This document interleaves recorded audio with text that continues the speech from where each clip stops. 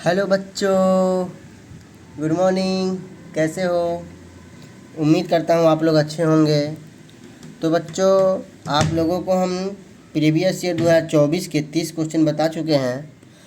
आइए आज हम क्वेश्चन नंबर 31 से आप लोगों को बताने जा रहे हैं। यह question previous year math 2024 class 10th का है। तो पहला सवाल है, 5 के प्रथम 7 गुणजों का माध्य होगा। तब 5 के प्रथम 7 गुणज का मतलब हुआ 5 का पहरा 7 बार। तो क्या क्या हो जाएगा? तो 5 के प्रथम 7 गुणज बराबर 5 के प्रथम 7 गुणज बराबर क्या क्या हो जाएगा? तो 5, 10, 15, 20, 25, 30, 35। ये 5 का 7 गुणज हो गया। तो इसका माध्य बोला है। तो माध्य का फॉर्मूला होता है दिए गए चरमानों का योग, मतलब जो दिया हुआ है सबको जोड़िए। तो सबको जोड़िए, 5, 10, 15, 20, 25, 30, 35 दिए गए चरमानों का योग। अब बटा में दिए गए चरमानों की संख्या। तो क्या संख्या है पूरा? तो 3, 4, 5, 6, 7। तो 7 संख्या है। तो सबको जोड़ेंगे तो 5, 5, 10, 10, 5, 15, 5, 20, 20 के 0 हासिल 2, 2 आ 3 5, 5, 6, 7, 8, 8 आ 2 10, 10 2 12, 12 1 13, 13 1 14, मतलब 140। अब बटा में कितना है? 7। तो 7 के पारा में 140 क्या बार में आता है? 20 बार में। तो माध्य बराबर क्या हो गया? तो माध्य बराबर 20 हो गया। तो ऑप्शन नंबर बी हो जाएगा। आइए क्वेश्चन नंबर 32 कह रहा है कि 20, 13, 18, 15, 6, 15, 21, 9, 16, 8, 22 की माध्यिका है। तो माध्यिका निकालने के लिए पहले हम दिए गए चरमानों को सजाते हैं बढ़ते क्रम या घटते क्रम में। तो अगर हम इसको बढ़ते क्रम में सजाएंगे तो सबसे छोटा 6 है। तो सबसे पहले 6, उसके बाद 6 से बड़ा। तो 6 से बड़ा कौन है? 8 है। 8 से बड़ा, तो 8 से बड़ा 9 है। 9 से बड़ा, तो 9 से बड़ा हमारा 13 है। 13 से बड़ा 15 है। 15 से बड़ा 16 है। 16 से बड़ा 18 है। 18 से बड़ा 20 है। 20 से बड़ा 21 है। 21 से बड़ा 22 है। और 22 से बड़ा 25 है। तो कुल क्या संख्या था? तो 1, 2, 3, 4, 5, 6, 7, 8, 9, 10, 11। 1, 2, 3, 4, 5, 6, 7, 8, 9, 10, 11। तो सजा दिए। तो कुल 11 संख्या है। तो माध्यिका निकालने के लिए हम दिए गए चरमानों को बढ़ते क्रम में सजा लेते हैं। उसके बाद हम देखते हैं कि इस पूरे सवाल में बीच में कौन है। तो बीच मतलब कि अगर 11 सवाल है तो 11 का आधा 5.5 होता है। इसका मतलब अगर 5 सवाल, 5 इधर से हटा दें, 1, 2, 3, 4, 5, 5 ठो इधर से हटा दें, और 1, 2, 3, 4, 5, 5 इधर से हटा दें, तो बीच में कौन बच रहा है? 16। तो माध्यिका बराबर क्या हो जाएगा? तो 16 हो जाएगा। तो माध्यिका निकालने के लिए हम क्या करेंगे? दिए गए चरमानों को बढ़ते क्रम में सजा देंगे, और सजाने के बाद जो बीच में होगा वही हमारा क्या कहलाएगा? माध्यिका कहलाएगा। आइए क्वेश्चन नंबर 33 में कह रहा है कि बहुलक है। तो बहुलक किसको कहते हैं? तो बहुलक जो अधिकतम बार आने वाले चरमान को बहुलक कहते हैं। मतलब इस पूरे में सबसे ज़्यादा बार कौन है? जैसे 23 यहाँ है और कहीं नहीं। तो 23 एक बार है। 15 यहाँ है और कहीं नहीं है। 25 यहाँ है, यहाँ है, मतलब 25 क्या बार है? 3 बार। तो सबसे ज़्यादा बार कौन है? 25। तो जो सबसे ज़्यादा बार हो वही को बहुलक कहते हैं। तो अधिकतम बार आने वाला चरमान कौन है? 25। उसके अलावा 40 भी एगो है, 27 भी एगो है, 22 भी एगो है। तो सबसे ज़्यादा बार कौन है? 25 है। तो अधिकतम बार आने वाला चरमान को बहुलक कहते हैं, इसलिए इसका बहुलक क्या हो जाएगा? 25 हो जाएगा। आइए क्वेश्चन नंबर 34 में कर रहा है 34 में कर रहा है कि एक बारंबारता बनती कि माध्यिका 40 का। माध्यिका बराबर 40, माध्यिका बराबर 40, और माध्य बराबर कितना दे दिया है? तो माध्य बराबर 38.2 दे दिया है। तो कह रहा है इसका बहुलक होगा। तो बहुलक का फॉर्मूला होता है बहुलक बराबर होता है 3 गुने माध्यक, 3 गुने माध्यक माइनस 2 गुने माध्य। तो बहुलक बराबर 3 गुने माध्यक। माध्यक कितना दिया हुआ है सवाल में? 40। माध्यक का 40 है। तो 3 गुने 40 और माइनस 2 गुने माध्य। माध्य कितना दिया हुआ है? तो 38.2 दिया हुआ है। तो 40 तिहाई कितना होता है? तो बहुलक बराबर 40 तिहाई 120 और माइनस 2 दूनी 4, 2 8 16, 16 के 6 हासिल 1, 2 तिहाई 6, 1 7। तो मतलब 120 से 74.4 घटा दीजिए। 120 से 74.4, तो 10 से 4 गया 6, 9 से 4 गया 5, और ये 11 7 4 11, मतलब 45.6, 7 4 11, 7 4 11 मतलब 120, 4 12 120। और एक बार और देख लेते हैं, दो दूनी 4, 2 8 16, 16 के 6 हासिल, 1 2 6 1 7, तो 76 ना था 76, तो 43.6 क्या हो जाएगा ऑप्शन 43.6। आइए 35 नंबर सवाल में कह रहा है कि यदि x, x plus 3, x plus 5, x plus 7, x plus 10 का माध्य 9 है तो x का मान है, x का मान निकालना है। तो ध्यान दीजिएगा, माध्य बराबर 9 दे दिया है, माध्य बराबर क्या दे दिया है 9, माध्य बराबर 9। तो माध्य का फॉर्मूला होता है कि दिए गए चरमानों को जोड़िए। तो दिया गया चरमान कौन सी है, तो x है, x प्लस 3 है, x plus 5, x plus 7, x plus 10 है, सबको जोड़िए। तो x में जोड़ेंगे x प्लस 3, फिर जोड़ेंगे x प्लस 5, फिर जोड़ेंगे x प्लस 7, और फिर जोड़ेंगे 7 के बाद का x प्लस 10। अच्छा, पूरा संख्या कैगो था, तो 1 2 3 4 5, 5 संख्या है। तो माध्य का फॉर्मूला होता है कि दिए गए संख्याओं को जोड़िए, अब बटा में दिए गए मानों चरमानों की संख्या। तो पूरा क्या गो संख्या है, पूरा दिए गए, तो 1 2 3 4 5 गो है। तो दिए गए संख्याओं का योग बटा दिए गए संख्याओं, तब कुल संख्या 5 गो है। अब माध्य बोला है 9, तो बराबर में लिख देंगे 9। तो x 2x, x 3x, x 4x, x 5x, मतलब 5x बराबर 10 7 17 17 5 22 23 24 25, 5x प्लस सबको जोड़ने पे 25 इज इक्वल टू, जब भी बराबर हो तो हम कैंची का गुना कर देते थे, 9 5 45। तो 5x बराबर 45 से घट जाएगा 25, तो 5x बराबर हो जाएगा कितना, 5 से 5 0 20। तो x बराबर 5 के पारा में 20 कै बार में आता है, 4 बार में, मतलब x का मान 4। तो ऑप्शन नंबर हमारा x बराबर 4, मतलब ऑप्शन नंबर क्या हो जाएगा, ए हो जाएगा, ऑप्शन नंबर ए हो जाएगा। आइए फिर यहाँ कह रहा है कि प्रायिकता का न्यूनतम मान होता है। तो देखिए, कभी भी किसी भी प्रायिकता का अधिकतम मान पूछेगा तो अधिकतम मान 1 होता है, और न्यूनतम मान पूछेगा तो न्यूनतम मान 0 होता है। अगर ये पूछे कि प्रायिकता कहाँ से कहाँ तक हो सकता है, तो किसी भी घटना की जो प्रायिकता होती है, प्रायिकता का मान कहाँ से कहाँ तक होता है, तो 0 से प्रायिकता का मान 0 से बड़ा होता है या 0 के बराबर होता है। लेकिन कभी भी प्रायिकता का मान 1 से क्या होगा, 1 के या तो बराबर होगा या 1 से छोटा होगा। तो कभी भी किसी घटना की प्रायिकता या तो 0 हो सकता है, इसको इस तरह से लिखेंगे, किसी घटना की जो प्रायिकता है ये क्या हो सकता है, तो 0 के बराबर भी हो सकता है या 0 से बड़ा होगा। लेकिन हमेशा प्रायिकता का मान 1 के बराबर होगा या 1 से हमेशा छोटा ही होगा, कभी भी 1 से बड़ा नहीं होगा। तो हमको बोला न्यूनतम मान, इससे मतलब नहीं, हमको बोला प्रायिकता का न्यूनतम मान, तो न्यूनतम मान 0 होता है। आइए क्वेश्चन नंबर 37। तो 37 में हमारा कह रहा है कि यदि किसी घटना के घटने की प्रायिकता इतना है तो घटना ए के नहीं घटने की प्रायिकता होगी। तो देखिए, एक फार्मूला होता है, घटने की प्रायिकता और प्लस घटना नहीं घटने की प्रायिकता, दोनों मिला के 1 के बराबर होता है। तो सवाल में कहा कि घटना घटने की प्रायिकता 0.35 है, घटना घटने की प्रायिकता 0.35 है, तो घटना नहीं घटने मतलब पी ई डैश क्या होगा, नहीं होने की प्रायिकता क्या होगा। तो पी नहीं होने की मतलब घटना नहीं होने की प्रायिकता बराबर ई 1 है, ई प्लस में 0.35 उधर जाएगा तो माइनस हो जाएगा 0.35, और जब 1 से 0.35 घटाएंगे तो घटना नहीं होने की प्रायिकता बराबर हो जाएगा 0.65, क्या हो जाएगा 0.65, जो कि ऑप्शन नंबर हमारा सी है। आइए क्वेश्चन नंबर 8 करा, 3 सिक्के के उछाल में संभव परिणामों की संख्या क्या होगा।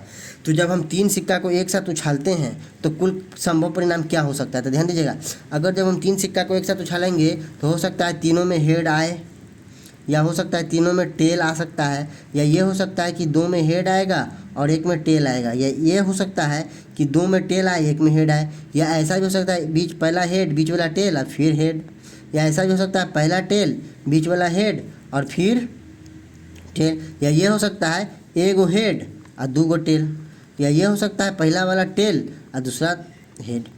मतलब कि जब हम तीन सिक्का को एक साथ मान लीजिए उछालें तो हो सकता है कि तीनों सिक्का में हेड हेड हेड आ गया हो, या ऐसा हो सकता है जब हम तीन सिक्का को एक साथ उछालेंगे तो हो सकता है कि तीनों में टेल टेल टेल आ गया हो, या जब हम तीन सिक्का को एक साथ उछाल रहे हैं तो मान सकते हैं कि दो गो में हेड आया होगा, तीसरा वाला में टेल आ गया होगा, या ऐसा भी हो सकता है कि पहले दो गो में टेल आया होगा और बाद वाला में हेड आया होगा, या हम जब उछालेंगे तो ऐसा भी हो सकता है कि पहला सिक्का में हेड आया होगा, दूसरा वाला में टेल आया होगा और तीसरा वाला में फिर से हेड आ गया होगा, या ये हो सकता है कि पहला वाला में टेल आया हो, बीच वाला में हेड आ गया होगा, तीसरा वाला में टेल आ गया होगा, या उछालेंगे तो ऐसा भी हो सकता है कि एगो हेड आया होगा पहला वाला और दो गो लास्ट वाला टेल आ गया होगा, या ये भी हो सकता है कि पहला वाला टेल आया होगा, दो गो हेड आ गया होगा।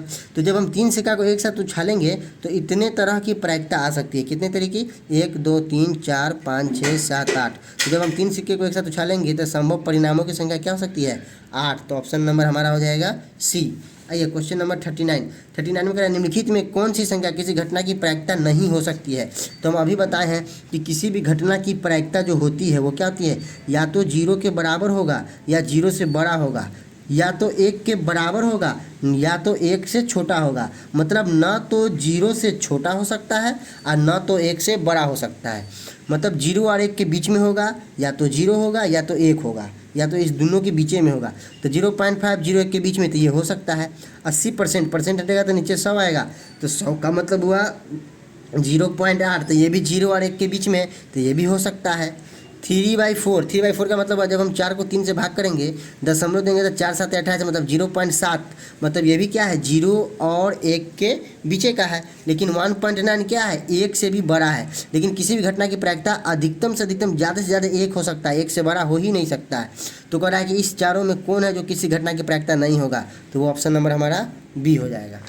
आइए क्वेश्चन नंबर 40 में कह रहा है, क्वेश्चन 40 में कह रहा है एक पासे कि एक फेंक में 5 या 5 से कम अंक प्राप्त होने की क्या प्रायिकता है। तो जब हम एक पासा मतलब लूडो का छक्का, तो लूडो का जब छक्का फेंकते तो हो सकता है कि 1 आ सकता है, हो सकता है कि 2 आ जाए, हो सकता है कि 3 आ जाए, हो सकता है कि 4 आ जाए, हो सकता है कि उसमें 5 आ जाए, हो सकता है कि 6 आ जाए। लूडो के छक्का में यही सब ना आ सकता है। तो कह रहा है कि एक पासे को जब हम फेंके तो उसमें 5 या 5 से कम, तो 5 से कम 4 भी होता है, 3 भी होता है, 2 भी होता है, 1 भी होता है। तो जब हम कह रहे हैं कि एक पासे को फेंका गया तो उसमें 5 या 5 से कम, तब 5 या 5 से कम, तो कुल मिला के कै गो हुआ? तो 1 2 3 4 5, ऐसा कै गो संख्या? 5 गो संख्या। तो 5 या 5 से कम अंक प्राप्त होने की प्रायिकता बराबर, तो कुल तो 6 संख्या है, लेकिन 5 या 5 से कम कै गो है? 5 गो है। कै गो में? तो 6 गो में से। तो 5/6 हमारा क्या हो जाएगा? Answer option number C. आइए क्वेश्चन नंबर 41 में कह रहा है बिंदु ए बी को मिलाने वाले रेखाखंड के मध्य बिंदु।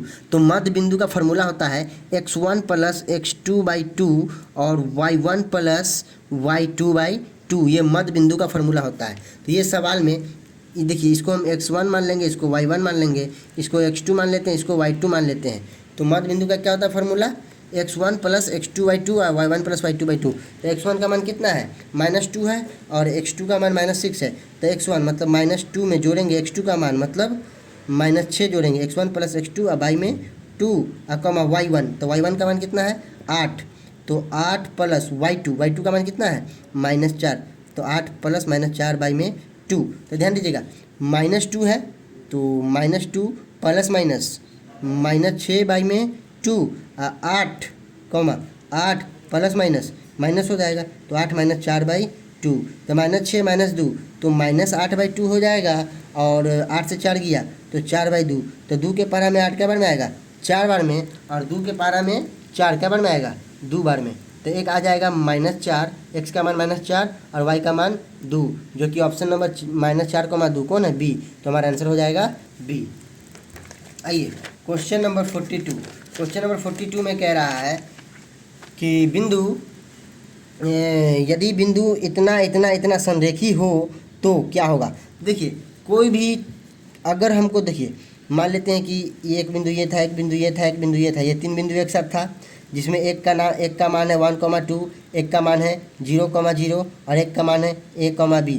यदि संरेखी हो तो यदि कोई भी बिंदु, अगर 3 बिंदु संरेखी होता है तो उसके लिए एक फार्मूला होता है। यदि 3 बिंदु संरेखी हो, यदि 3 बिंदु संरेखी हो तो त्रिभुज का क्षेत्रफल बराबर 0, ये फार्मूला लगता है। तो त्रिभुज का क्षेत्रफल क्या होता है बाबू? 1/2 इंटू निर्देशांक ज्यामिति में त्रिभुज का क्षेत्रफल का फार्मूला होता है 1/2 into x1 y2 minus y3 plus x2 y3 minus y1 plus x3 y1 minus y2 अब बराबर में 0। तो यहाँ देखिए ये 1/2 किस में? गुना में है। तो जो गुना में रहता है बराबर के इधर आने में भाग में चला जाता था, तो भाग में मतलब पलट जाता है, 1/2 का हो जाएगा 2/1। और जब हम 0 को 2/1 से या किसी भी चीज़ से 0 को गुना करते हैं तो वो 0 ही हो जाता है। इसलिए त्रिभुज का अगर संरेखी हो तो त्रिभुज का क्षेत्रफल 0 होता है, तो ये 1/2 क्या होता है? खत्म हो जाता है। क्यों? क्योंकि ये उधर जाएगा तो 0 से गुना करेंगे तो 1/2 क्या हो जाएगा? खत्म हो जाएगा। तो संरेखी के लिए ये फार्मूला निकल के आता है x1 y2 minus y3 plus x2 y3 minus y1 plus x3 y1 minus y2 बराबर 0। आइए, तो ये 3 सवाल था, तो हम इसको x1 मान लेते हैं, इसको किसी को भी हम इसको x1 इसको y1 मान लेते हैं, इसको x2 इसको y2 मान लेते हैं, इसको x3 इसको y3 मान लेते हैं। तो x1 का मान कितना है? 1, तो 1 ब्रैकेट में y2 का मान कितना है? 0, तो 0 y3 कितना है? तो b प्लस x2, तो x2 का मान कितना है बाबू? 0, तो 0 y3 का मान कितना है? तो b माइनस y1 का मान कितना है?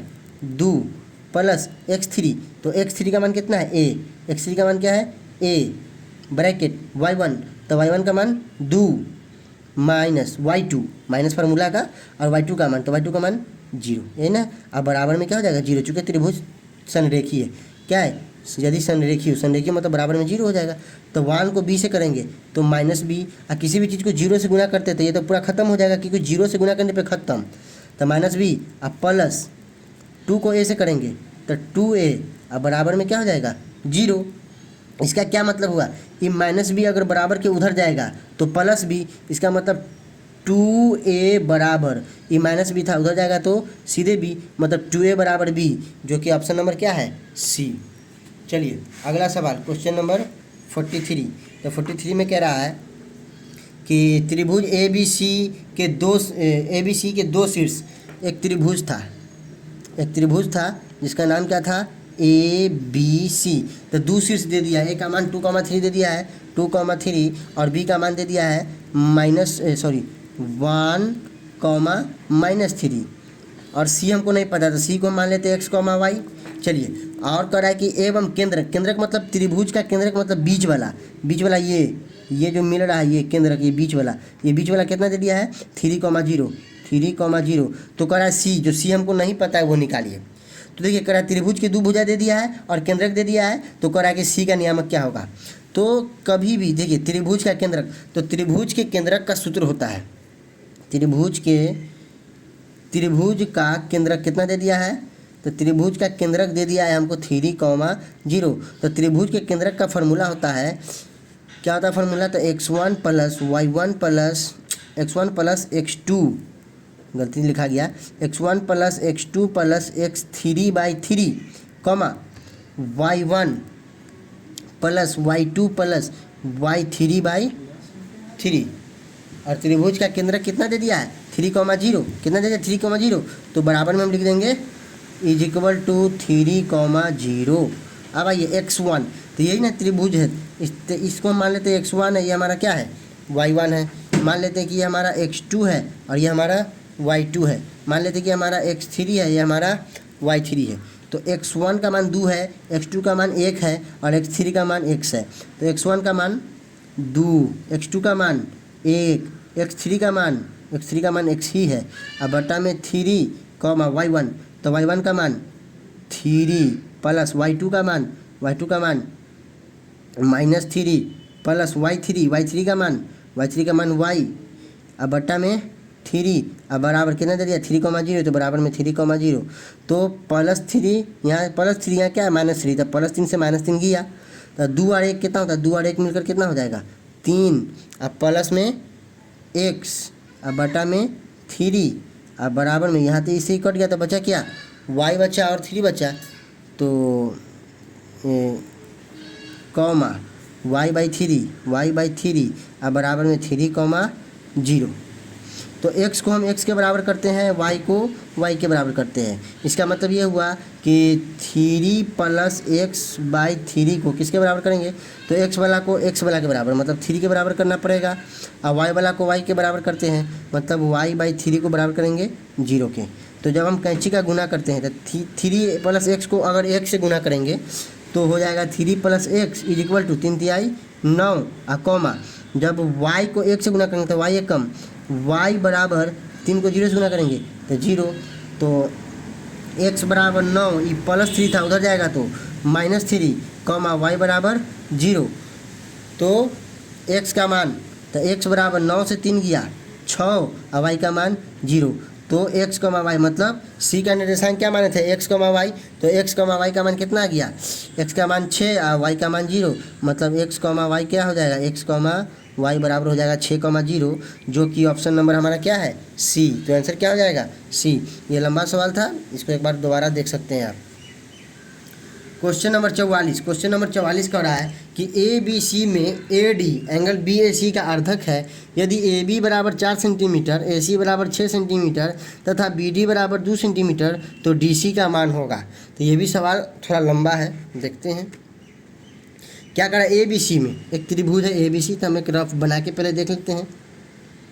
यह हमारा त्रिभुज था ए बी सी, तो करा ए बी सी में A D angle B A C, angle B A C मतलब इसका आधा है, आधा में बांट रहा है कौन, आधा में बांट रहा है हमारा ए डी, अर्धक है। यदि ए से बी 4 सेंटीमीटर है, ए से बी 4 सेंटीमीटर है, ठीक है, और ए से सी 6 सेंटीमीटर है, ए से सी 6 सेंटीमीटर है, और बी से डी 2 सेंटीमीटर है, बी से डी 2 सेंटीमीटर है, तो डी से सी ये हमारा क्या होगा, ठीक है।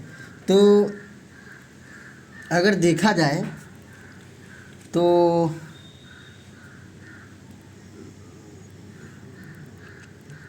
हम बना के देखते हैं, पहले जो होगा वही जैसा देखा जाएगा।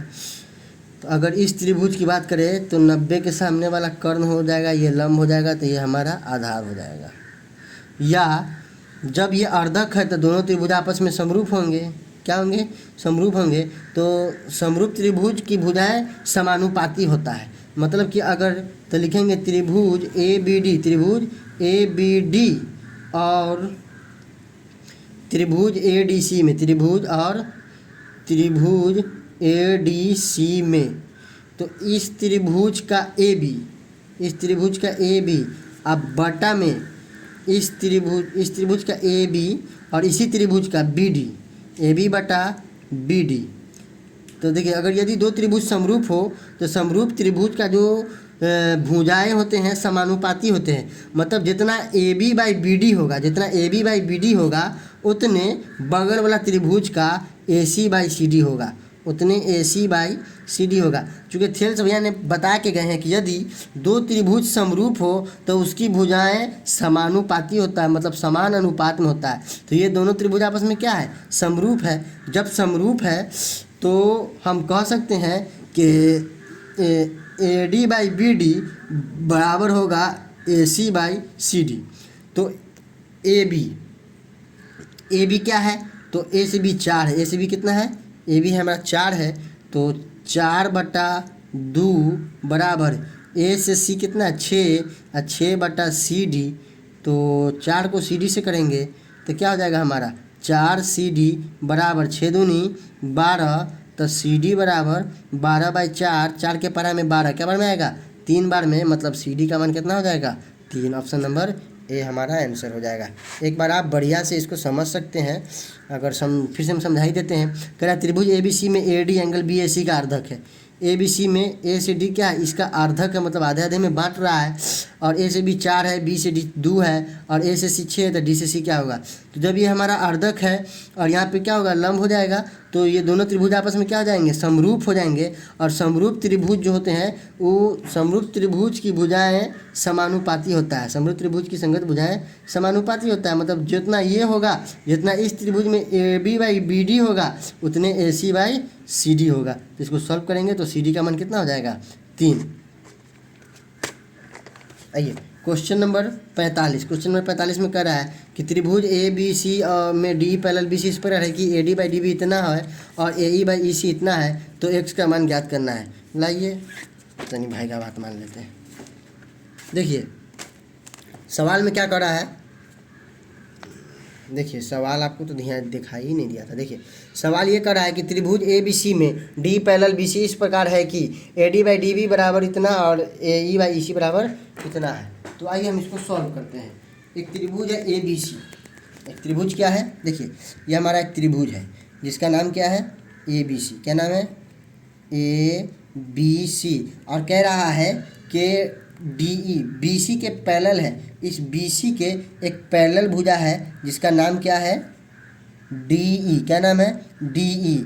इस प्रकार है कि A D by D B 4/x-4 है, तो मतलब ए से डी 4 है और डी से बी क्या है x-4 है। फिर ए से ई 8 है और ई से सी 3x-19 है। तो देखिए कभी भी याद रखिएगा थेल्स पर में, देखिए थेल्स भैया ने बता के गए थे कि यदि किसी त्रिभुज के यदि किसी एक भुजा के पैरेलल कोई भुजा हो तो वो एक दूसरे, तो उसकी जो भुजाएं होती हैं वो समानुपात हो जाती है, समानुपाती हो जाती है थेल्स प्रमेय से। तो हम लिखेंगे चूँकि डी ई के पैरेलल कौन है बी सी, तो अगर डी के पैरेलल बी सी है तो इसलिए थेल्स प्रमेय से, तो थेल्स प्रमेय ने क्या बोला कि अगर किसी एक भुजा के बराबर पैरेलल दूसरी भुजा हो तो जितना A D by D B होगा उतने ए ई बाई ई सी होगा। तो थेल्स प्रमेय से क्या हो जाएगा A D by D B बराबर ए ई बाई ई सी। तो ए से डी का मान कितना है 4, तो 4/डी डी से बी कितना है x-4 इज इक्वल टू ए से ई, तो ए से ई कितना है 8 और बट्टा में ई से सी कितना है, ई से सी 3x-19 है। तो अब हम कैंची का गुना करते हैं, तो जब हम 4 को 3 से करेंगे तो 4 तिहाई 12x-19 चौके 76 इज इक्वल टू 8 को 1 से करेंगे तो 8x 8 चौके 32, तो 12x ये प्लस 8x इधर आएगा तो -8x इज इक्वल टू -32 आई -76 इधर आएगा तो +76, तो 12 से 8 गया तो 4x बराबर 32 से 76 घटाइए तो 6 से 2 गया 4 और 7 से 3 गया 4, मतलब 4x बराबर 44। इसका मतलब यह हुआ कि x बराबर 44/4 क्या बार में कर जाएगा 11 बार में। कितना बार में 11 बार में, मतलब x का मान कितना हो गया 11, जो कि ऑप्शन नंबर सी है। आइए क्वेश्चन नंबर 40। क्वेश्चन नंबर 40 में कह रहा है कि त्रिभुज ए बी सी में ए बी बराबर 13, बी सी बराबर 12 और ए सी बराबर 5 है, तो सी का मान ज्ञात कीजिए। तो देखिए एक त्रिभुज हम बनाते हैं ए बी सी, तो ध्यान दीजिए हमको सवाल में कहा है कि ए से बी 13 है, ए से बी कितना है 13 है, और बी से सी कितना है 12 है और ए से सी 5 है, ए से सी कितना है 5 है। तो देखिए सी का मान पूछा है, तो एक काम करते हैं हम इसको सॉल्व करके देखते हैं। हम जानते हैं कि यदि किसी भी त्रिभुज के बड़े भुजाओं का स्क्वायर अगर दोनों छोटे भुजाओं के स्क्वायर के योग के बराबर हो जाए तो इसका मतलब कि वह त्रिभुज समकोण हो जाता है। क्या हो जाता है समकोण हो जाता है, वो त्रिभुज क्या हो जाता है समकोण हो जाता है। तो ध्यान दीजिएगा सबसे बड़ी भुजा 13 है, तो अगर हम सॉल्व करके देखते हैं 13 मान लेते हैं, 13 को हम कर्ण मान लेते हैं, तो कर्ण का स्क्वायर बराबर लंब का स्क्वायर और आधार का स्क्वायर, तो लंब हम 5 को मान लेते हैं और आधार किसको मान लेते हैं 12 को मान लेते हैं। तो 13 नहीं है 169 और 5 पचे 25 और 12 बढ़ाइए 144, तो 169 और 144 में 25 जोड़ेंगे तो इधर 169। तो जब कर्ण का स्क्वायर बराबर आ जाए लंब का स्क्वायर प्लस आधार का स्क्वायर, तो वैसे त्रिभुज को हम समकोण त्रिभुज कहते हैं। क्या कहते हैं समकोण त्रिभुज। और समकोण त्रिभुज में 90 के सामने वाला भुजा सबसे बड़ा होता है। इसका मतलब ये भुजा 13 हो जाएगा। हम किसी को 5 मान लेंगे और किसी को 12 मान लेंगे। तो सवाल में कहा था कि ए से बी 13 है, यहाँ ए है और यहाँ बी कितना है 13 है, तो इसका मतलब यहाँ पे सी आ जाएगा। तो सवाल में कहा है कि एंगल सी का मान होगा, तो एंगल सी कितना हो जाएगा 90 डिग्री हो जाएगा, जो कि ऑप्शन नंबर हमारा ए है। आइए क्वेश्चन नंबर 47 में कह रहा है यदि दो समबाहु त्रिभुज के क्षेत्रफल का अनुपात 9:4 हो तो उसके परिमाप का अनुपात होगा।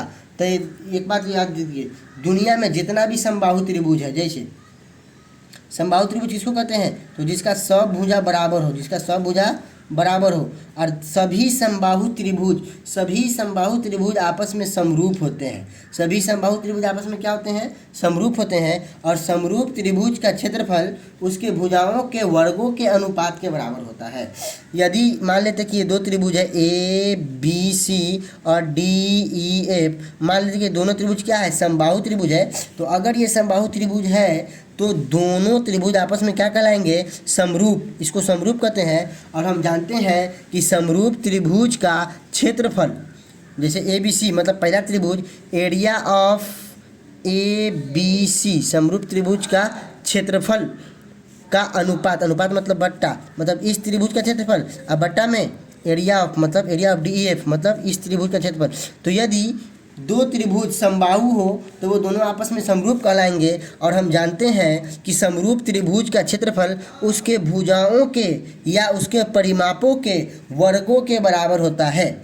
मतलब कि परिमाप, त्रिभुज ए बी सी का परिमाप, अब बट्टा में त्रिभुज डी ई एफ का परिमाप। तो याद रखिएगा, यदि दो त्रिभुज समरूप हो तो दोनों त्रिभुज के क्षेत्रफल का अनुपात उसके परिमापों के अनुपात के वर्ग के बराबर होता है, उसके परिमापों के अनुपात के स्क्वायर के बराबर होता है।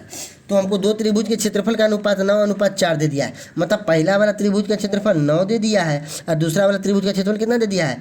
4 दे दिया है। इज इक्वल टू हमको निकालना है परिमापों का अनुपात। परिमापों का अनुपात मतलब पहले त्रिभुज का परिमाप और बटा में दूसरे त्रिभुज का परिमाप। अच्छा, इस परिमाप का क्या है? स्क्वायर। और जब भी स्क्वायर हटता है तो बगल वाला पे क्या आता है? रूट आता है। तो जब हम इस पे से स्क्वायर हटाएंगे तो बगल वाला मतलब क्षेत्रफल पे क्या आ जाएगा? रूट आ जाएगा। तो रूट 9/4 बराबर में त्रिभुज ए बी सी का परिमाप अब बटा में त्रिभुज डी ई एफ का परिमाप। ठीक है, तो 9 है, तो 9 को जब हम तोड़ेंगे तो क्या आएगा? 9 का आएगा 3 तिहाई 9, क्या आएगा? 3 × 3 और 4 का क्या आएगा? 2 × 2 इज इक्वल टू त्रिभुज ए बी सी का परिमाप अब बटा में त्रिभुज डी ई एफ का परिमाप। तो 2 × 3 का 1 × 3 निकलेगा और 2 × 2 का 1 × 2 निकलेगा इज इक्वल टू त्रिभुज ए बी सी का परिमाप अब बटा में त्रिभुज डी ई एफ का परिमाप। तो याद रखिएगा, कभी भी यहाँ सवाल क्या था कि दो समरूप त्रिभुज का क्षेत्रफल का अनुपात 9:4 है, तो उसके परिमापों का अनुपात क्या होगा? तो क्षेत्रफल का अनुपात 9:4 था, तो परिमाप का अनुपात आया 3/2, इसका मतलब 3:2, जो कि ऑप्शन नंबर क्या है? बी है। इसको एक बार अच्छा से समझ लीजिएगा और याद रखिएगा कि समरूप त्रिभुज का क्षेत्रफल उसके भुजाओं के वर्गों के अनुपात के बराबर होता है या समरूप त्रिभुज का क्षेत्रफल उसके परिमापों के वर्गों के अनुपात के बराबर होता है। तो ये 47 नंबर समझ में आ गया। अच्छा, अब 48 नंबर में आइए। कह रहा है कि यदि कि त्रिभुज ए बी सी और डी एफ में A B by D E बराबर B C by E F बराबर A C by D F बराबर 5/7। मतलब मान लेते हैं दो त्रिभुज था ए बी सी और डी ई एफ, जिसमें कह रहा है कि जितना A B by D E है उतने B C by E F है उतने A C by D F है। तो हम अभी जस्ट बताए हैं कि यदि त्रिभुज की संगत भुजाएं समानुपाती हो, मतलब समान अनुपात में हो, जैसे माने तो ये भी है हमारा 5/7 और ये भी है हमारा 5/7 और ये भी है हमारा 5/7, मतलब हर एक भुजा समान अनुपात में है। तो जब दो त्रिभुज के हर एक भुजा समानुपाती हो तो वो भी दोनों त्रिभुज आपस में क्या कहलाते हैं? समरूप कहलाते हैं। तो समरूप त्रिभुज का क्षेत्रफल उसके परिमाप के स्क्वायर के बराबर होता है या समरूप त्रिभुज का क्षेत्रफल उसके भुजाओं के स्क्वायर के बराबर होता है। तो हमको बोला है कि अगर भुजाओं का अनुपात इतना है तो उसके क्षेत्रफल का अनुपात क्या होगा? तो याद रखिएगा कि अगर समरूप त्रिभुज का भुजा दे दे और हमको क्षेत्रफल का अनुपात पूछे तो भुजाओं के स्क्वायर के बराबर होता है क्षेत्रफल। तो इसलिए क्षेत्रफल का अनुपात चूँकि दोनों त्रिभुज आपस में समरूप हो गया, क्यों? क्योंकि समान अनुपात में है। तो अगर समरूप है तो इसके क्षेत्रफल का अनुपात दिए गए भुजाओं का स्क्वायर होगा। तो पहला भुजा 5 था और दूसरा भुजा 7 था, तो इसका हम क्या कर देंगे? स्क्वायर कर देंगे। तो 5 × 5 = 25 होता है और साथ ही 49 होता है। मतलब आंसर हो जाएगा 25:49, जो कि ऑप्शन नंबर क्या है? बी है। आइए क्वेश्चन नंबर 49 में क्या कर रहा है? यदि ए बी सी और पी क्यू आर दो समरूप त्रिभुज है, ए डी और पी एस क्रमशः ए और पी के अर्धक हैं, ए से डी 6.5 है, पी से एस 5.2 है, तो इसके क्षेत्रफल क्या होगा। तो दोनों त्रिभुज आपस में क्या है, समरूप है। तो समरूप त्रिभुज का क्षेत्रफल क्या होता है, उसके भुजाओं के स्क्वायर के बराबर होता है, उसके भुजाओं के स्क्वायर के बराबर होता है। तो एक भुजा दिया हुआ था ए डी, एक भुजा ए डी दिया हुआ था 6.5 और पी एस, इस त्रिभुज का ए डी दे दिया था लंब और इस त्रिभुज का पी एस दे दिया है कितना, पी एस दे दिया है 5.2।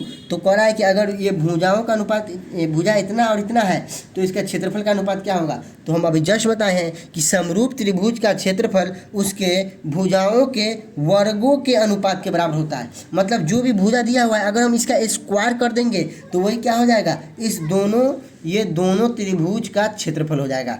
तो त्रिभुज ए बी सी का क्षेत्रफल बटा में त्रिभुज पी क्यू आर का क्षेत्रफल बराबर जो ए बी सी का भुजा दिया हुआ था मतलब ए डी अब बटा में जो यहाँ दिया हुआ था पी एस, इसी का क्या कर देंगे, स्क्वायर कर देंगे, तो ये हमारा ए बी सी और पी क्यू आर का क्षेत्रफल आ जाएगा। तो ए डी, तो ए डी का मान कितना था बाबू, तो 6.5 था, तो 6.5 अब बटा में पी एस कितना था 5.2, तो इसका क्या कर देना है, स्क्वायर कर देना है, हमारा आंसर आ जाएगा। तो ध्यान दीजिए दशमलव के बाद एक अंक यहाँ भी है और दशमलव के बाद एक अंक यहाँ भी है, तो दशमलव से दशमलव यहाँ कट गया। अच्छा ये कटने वाला है 13 से, 13 के पारा में 52 आता है 4 बार में और 65 आता है 5 बार में, मतलब क्या आ गया 5/4 आ गया। क्या आ गया, 5/4 का स्क्वायर आ गया। तो 5 का स्क्वायर कितना होता है 25 और 4 का स्क्वायर 16, मतलब आंसर हो जाएगा 25:16, जो कि ऑप्शन नंबर बी है। तो याद रखिएगा कभी भी सवाल में कह दे कि त्रिभुज समरूप है और भुजा दे दे और क्षेत्रफल पूछे तो दिए गए भुजाओं का क्या कर देंगे, स्क्वायर कर देंगे, हमारा आंसर आ जाएगा। आइए लास्ट क्वेश्चन, क्वेश्चन नंबर 50 में कह रहा है कि एक समबाहु त्रिभुज की भुजा ए है तो उसकी ऊंचाई होगी। तो देखिए समबाहु त्रिभुज की भुजा, भुजा बराबर क्या दे दिया ए, तो ऊंचाई, तो समबाहु त्रिभुज का ऊंचाई, समबाहु त्रिभुज की ऊंचाई, समबाहु त्रिभुज की ऊंचाई का फार्मूला होता है √3/2 गुने भुजा, √3/2 गुने भुजा। तो भुजा का मान क्या दिया है, ए दिया है, क्या दिया है ए। तो ध्यान दीजिएगा ए √3/2, यहाँ ये तो नहीं होगा, ये भी नहीं होगा, यहाँ a/√3 है, 2 है, ये नहीं है। यहाँ देखिए √3/2 और ऊपर में a, तो ऊपर में a और √3 ऊपर में और बटा में 2, तो ये हो जाएगा क्या, समबाहु त्रिभुज का भुजा, जो कि ऑप्शन नंबर बी है, हमारा आंसर हो जाएगा। तो बच्चों आज के लिए इतना ही, मिलते हैं फिर नेक्स्ट वीडियो में इसी जोश और इसी उमंग के साथ।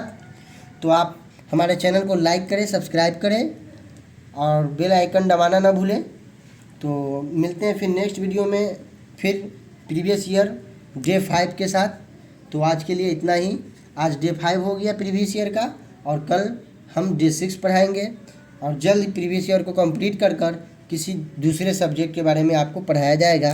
तो आज के लिए इतना ही, आप लोग मेहनत से पढ़िए और इसको रिवाइज करिए, इसी टाइप का सवाल आपको इम्तिहान में देखने को मिलेगा। तो आज के लिए इतना ही, मिलते